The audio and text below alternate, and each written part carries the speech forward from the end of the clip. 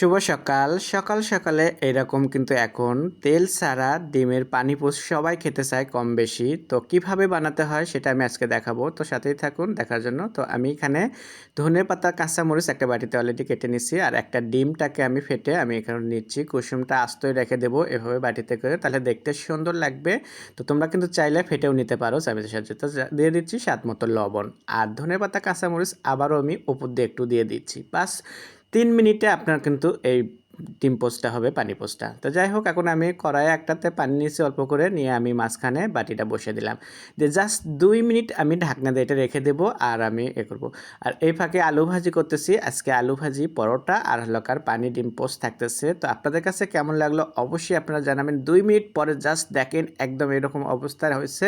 তো এটা কিন্তু একটু নরম নরম থাকবে। পরিবেশন করে দেখালাম আপনাদেরকে, আশা করি ভালো লাগবে। আপনাদের ভালো লাগলে স্বাদ ও স্বাদের গল্পের সাথেই থাকবেন।